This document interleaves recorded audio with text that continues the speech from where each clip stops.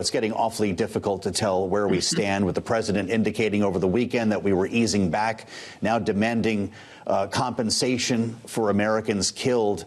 And in the middle of this back and forth, Pakistan projecting quite a level of optimism here. We should note that Pakistan has been a mediator between the two countries. Do you share Pakistan's optimism, and why would we hear from them now? I wish I did share Pakistan's optimism. I will hope that there is more reality to this than I think there is. We are definitely at a stalemate. If you may recall, Joe and Kailey, the president started all of this because he said he needed to have the backs of the protesters who had been slaughtered by the previous regime. Then he decided to go to war with Iran about its nuclear program and try to make sure it never had a nuclear weapon, which of course we all agree with. Iran should never have a nuclear weapon. But what it brought about was the closure of the Strait of Hormuz, which had been open before this war of choice. It brought about higher prices for American citizens. It brought about really economic crisis. And it created a more hardline regime after the decapitation of the previous regime by Israel, helped by the United States.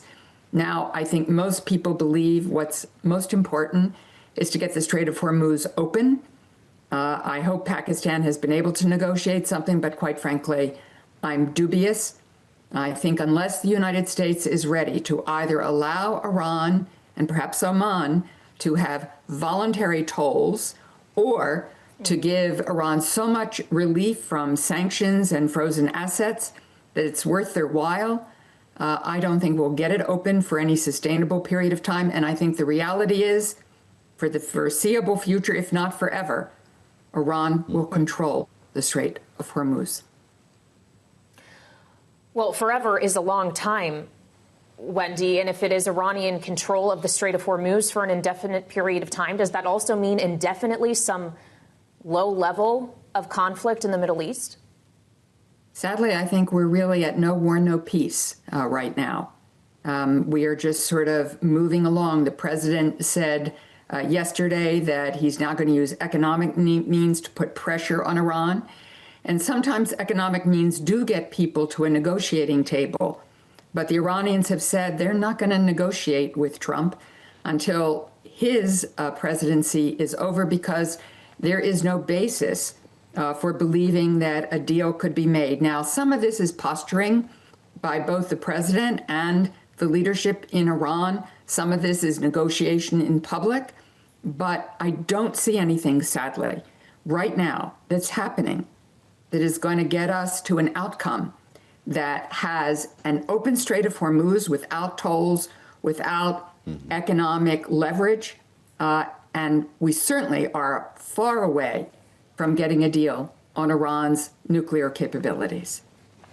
We should note for our television audience, we've got a live video of Marine One taking off from Cleveland International Airport on its way to Geneva, Ohio, where the president is going to be attending the Patriot Games later on today.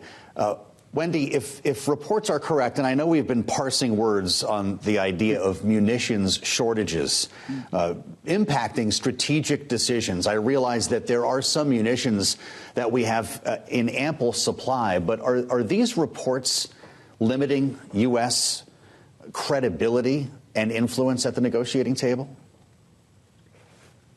Unfortunately, the president has used a lot of our highest value precision strike weapons because he believes you have to do powerful things, as we all have seen. He didn't need to use all of those precision strike munitions, but he's used a lot. There is an effort to get our military industrial base to produce new weapons. And of course, in this time, there are some cheaper alternatives to our best weapons, like the drones that are used by Ukraine and now by others, including us around the world in these kind of situations. But there is no doubt that Russia and China are looking not only at the use of our munitions and what has come off of our shelves, but what that means for their ability to go forward and do what they want to do. Russia and Ukraine and China, of course, looking ahead to trying to take full control of Taiwan. It undermines our credibility. Our military is superb, tactically brilliant. Our conventional weapons are still incredibly powerful. But strategically, I believe the president has made some grave errors in how he has prosecuted his objectives without those objectives, quite frankly, being very clear about what he's trying to do.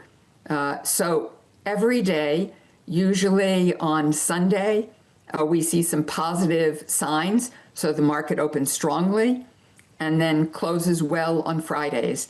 The president's quite astute at doing that. Pakistan wants things to go forward in a positive way. We all do. But right now, I think most people feel that getting the Strait of Hormuz open is important to the world economy, important to the pocketbook of every American family. And that should be the priority. Whether the president's ready to make a deal on that, not clear to me, but it's certainly where most of the world hopes he is. Well, Wendy, as you talk about what Americans are feeling economically at home due to this conflict, we're hearing more, including from the president, about the economic pain Iran is feeling, the higher inflation that it is dealing with, the effect that the blockade is having. Do you believe that that pressure could build to the extent that you are going to see an Iran that is perhaps more likely to be compliant at the negotiating table? I'm wondering, frankly, after decades of sanctions, what sanctions might do the trick if there really are levers economically that the United States has yet to pull? Kailey, you make a really good point. Sometimes economic sanctions and that kind of pressure brings people to a negotiating table.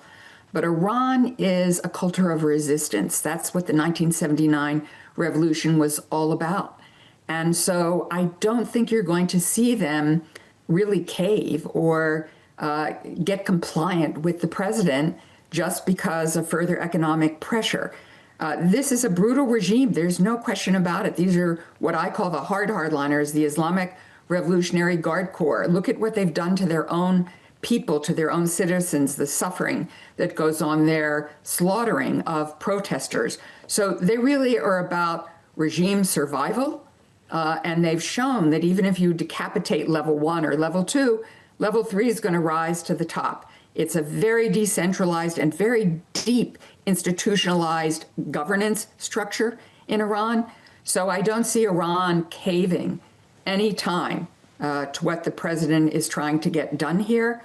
Whether over a long period of time that could happen, I don't know. And all the while we put on that pressure, the Strait of Hormuz remains closed. And we've seen what has happened in this blockade. The United States used Hellfire missiles against a Panama flagged ship yesterday. We could again have low-level confrontations militarily. Escalation could happen even if we don't want it to. So we're on a knife's edge all of the time. I believe we need to make a deal. It's not going to be a good deal. It's not going to put the U.S. in a great position. The president has weakened our credibility abroad.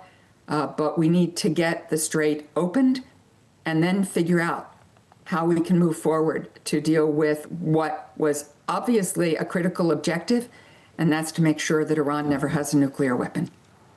You remember George W. Bush's axis of evil, Wendy Sherman. Some of the players, I guess, have changed in this case. But when you consider Iran and the support it's receiving from Russia and China, is this war bringing all three closer together? And how does that play into the president's summit, the meeting with President Xi, assuming it still takes place next month? Yeah, I think the summit will take place. I think it's important that it take place. We have an awful lot to talk with China about, AI and technology being quite critical, as well as the economic future of the world and the climate future of the world. Drugs and lots of agenda items that are quite critical. So I hope it happens. But there's no question that where interests align, Russia and China are going to help Iran. The president says Putin has told him he isn't helping. Xi has told him they're not helping. None of that is true. We know that Russia and China are helping, either sharing intelligence, giving dual-use items that can be used, both by Iran and, in the case of Ukraine, helping Russia to fight against Ukraine. So there's no question where interests align, Russia and China are helping adversaries of the United States. Well, if the House were to pass the sanctions bill that the Senate did before the recess, that would crack down on buyers of Russian oil and therefore limit Russia economically, that could enforce greater sanctions on Iran. How quickly could that ultimately have a trickle-down effect, if you will, Wendy? Well, there's a lot of support for the Russia sanctions legislation, obviously, particularly given the quite stunning and shocking untimely death of Lindsey Graham. But it is not a be-all and end-all, and it doesn't happen very fast. And Putin is very committed to continuing to prosecute a war against Ukraine, a sovereign country. Ukraine, even without all of the help I think we should be giving to Ukraine, nonetheless is now penetrating the veil of Russia. Russian citizens are more aware of the cost to their own country, which does put some pressure on Putin. But I don't see a quick fix. And there had been reports that Witkoff and Kushner, the president's negotiators, were going to head to Kyiv finally after 8 or 9 visits to Moscow, but that hasn't materialized yet. And we know that the president really hasn't put the kind of pressure on Putin that is necessary to try to get him to the negotiating table. So it's a tough go for Ukraine, and I'm glad that Europe, including Hungary, has now tried to help Ukraine in its budget and its prosecution of its side of this illegal and outrageous war that Putin began. But it is still unresolved and costing a great deal in treasure and lives, as is the president's prosecution of war, low level or high level, with Iran. Even the blockade and having our ships there is incredibly costing. It's already been tens of billions of dollars in costs to America, to the world economy. And as we know, there is a defense bill in front of the Senate, which has not moved yet, where Secretary Hegseth is asking for over $1 trillion for a defense budget to try to deal with all that the president has chosen to do.